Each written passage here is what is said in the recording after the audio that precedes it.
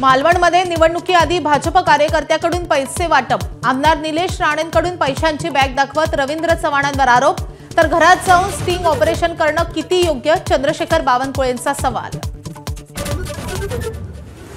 निवडणुकात जीवघेण्या झाल्याचं चित्र, बीडमध्ये शरद पवारांच्या राष्ट्रवादीच्या पदाधिकाऱ्यावर जीवघेणा हल्ला, तर अंबरनाथमध्ये भाजपच्या पदाधिकाऱ्यावर हल्ला, शिवसेनेच्या पदाधिकाऱ्यावर हल्ल्याचा आरोप।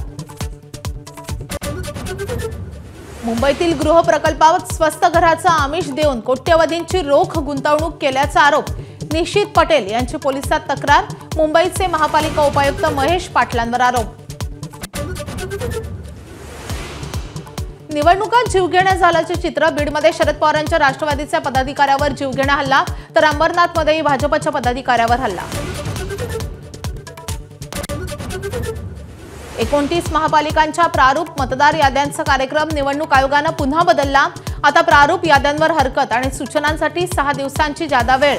ठाकरे बंधू आणि काँग्रेसने मागितले होते 21 दिवस, 10 डिसेंबरला अंतिम मतदार यादी।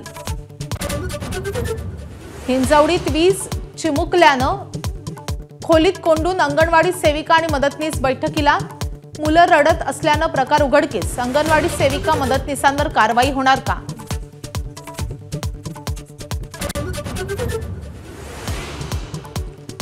बोगस महिला IAS कल्पना भागवतचे कारनामे उघड, पाकिस्तान आणि अफगाणिस्तानमधील नागरिकांशी संपर्कात असल्याचं तपासातून उघड, कोट्यवधींचा व्यवहार केल्याचे समोर।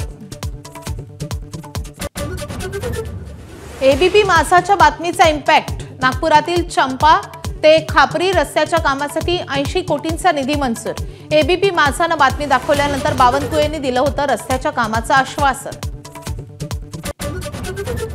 संभाजीनगरच्या वसतिगृहात ABP माझाचा रियालिटी चेक, काल पाल आढळल्याच्या घटनेनंतर घेतला आढावा, वर्षभरापूर्वी पालकमंत्री शिरसाटांनी पाहणी करून परिस्थिती जैसे थे। ABP माझा, उघडा डोळे बघा नीट।